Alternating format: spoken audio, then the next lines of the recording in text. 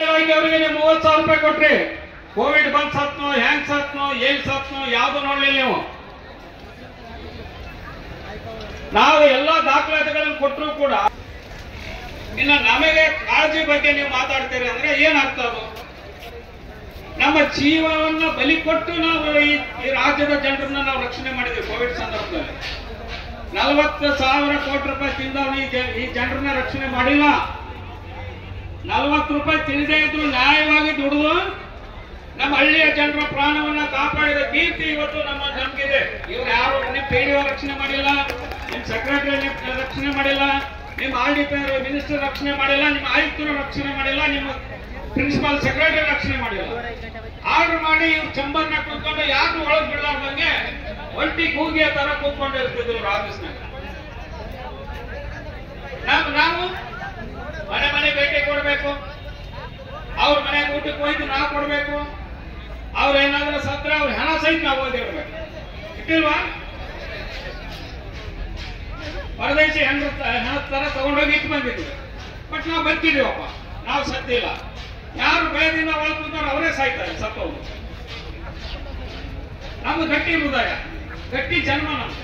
ನೋಡಿ ದೇವ್ರು ಹೆಂಗೆ ನಮ್ಗೆ ವರ ಕೊಟ್ಟಿದ್ದಾರೆ. ಹಾಗಾಗಿ ನಾವು ಎಲ್ಲಕ್ಕೂ ಸಿದ್ಧರಾಗಿ ಬಂದಿದ್ವಿ. ನಮ್ಮ ಹೋರಾಟ ಎಲ್ಲ ರೀತಿ ತಯಾರಿನೂ ಇದೆ. ಆ ಹೋರಾಟಕ್ಕೆ ಸರ್ಕಾರ ಯಾವ ರೀತಿ ಇರಲಿಲ್ಲ, ಜನರ ಕೈಯಲ್ಲಿದೆ ಅಂತ ನಾವು ಹೇಳ್ತೀವಿ. ಎಲ್ಲಿ ಮಟ್ಟ ಕೊಡ್ಲಿಕ್ಕೆ ಆಗ್ತದೆ? ತಾಳ್ಮೆಯಿಂದ. ತಾಳ್ಮೆಗೆ ಒಂದು ಮಿತಿ ಇರುತ್ತಲ್ವಾ? ಹಾಗಾಗಿ ಜನನ್ನ ಕರೆಸ್ರಿ, ಊರಲ್ಲಿರೋರ್ನೆಲ್ಲ ಕರೆಸ್ಕೊಡ್ರಿ, ಇನ್ನು ಹೆಚ್ಚು ಜನ ಆಗೋಣ, ಬಂದು ಕೂತ್ಕೊಳ್ಳಿ.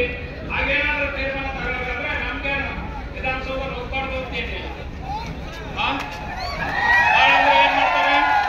ಪೊಲೀಸರು ಅಡ್ಡ ನಿಲ್ಲಿರ್ತಾರೆ, ಎರಡೇ ಹೊಡಿತಾರೆ, ಎಲ್ಲ ತಿರಂಗಿ ತರ್ತಾರೆ, ಹಸಿರುವಾಯಿ ತರ್ತಾರೆ, ಇನ್ನೊಂದು ತರ್ತಾರೆ, ಎಲ್ಲ ತರ್ತಾರೆ. ಇನ್ನು ಬೇರೆ ನಮ್ಮ ಫೈರಿಂಗ್ ಮಾಡ್ತಾರೆ. ನಾವು ಸಾಯ್ಬೇಕು ಅಂತ ಸಿದ್ದರಾಮಯ್ಯ ಬಂದಾಗ ನೀನೇನಪ್ಪ ಫೈರಿಂಗ್ ಮಾಡಿಸ್ತೀಯ ಸಿದ್ದರಾಮಯ್ಯ?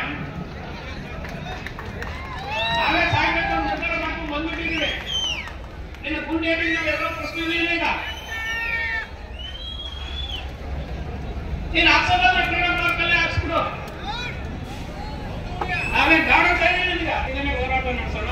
ಆ ಶಾಂತಿ ಹೋರಾಟಕ್ಕೆ ಸರ್ಕಾರ ಸ್ಪಂದನೆ ಕೊಡ್ತಾ ಇದ್ರೆ ಒಂದು ನಿರ್ಧಾರ ಏನಂತೇಳಿ ಹೇಳೇ ಮಾಡೋಣ. ಕದ್ದು ಮುಚ್ಚಿ ಹೋರಾಟ ಮಾಡಬೇಕಾಗಿಲ್ಲ.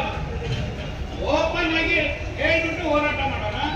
ಎಲ್ಲರೂ ಅದಕ್ಕೆ ತಯಾರಾಗಿರ್ಬೇಕು. ಎಲ್ಲರೂ ಇಲ್ಲೇ ಕೂತ್ಕೋಬೇಕು. ಹಸಿವಾದ್ರೆ ಒಬ್ಬರಿಬ್ಬರು ಊಟಕ್ಕೆ ಹೋಗ್ಬೇಕು, ಅವ್ರ ಪಕ್ಕದಲ್ಲಿ ಇನ್ನೊಬ್ಬರಿಗೆ ಹೋಗ್ಬೇಕು. ಟೆಂಟ್ ಖಾಲಿ ಇರಲಾರ್ದಂಗೆ, ಯಾವುದು ಖಾಲಿ ಇರಲಾರ್ದಂಗೆ ನೋಡ್ಕೊಳ್ಳೋ ಜವಾಬ್ದಾರಿ ನಿಂತು ಆ ಜವಾಬ್ದಾರಿಯನ್ನ ನೀವು ನಿರ್ವಹಿಸಬೇಕು ಅಂತ ಹೇಳಿ ಮತ್ತೊಮ್ಮೆ ತಮ್ಮಲ್ಲಿ ವಿನಂತಿ ಮಾಡ್ತಾ, ಯಾರೇ ಅಧಿಕಾರಿಗಳು ಬಂದ್ರೆ ಗೌರವ ಕೊಟ್ಟು ನಾವು ನಡ್ಕೊಳ್ಳೋಣ.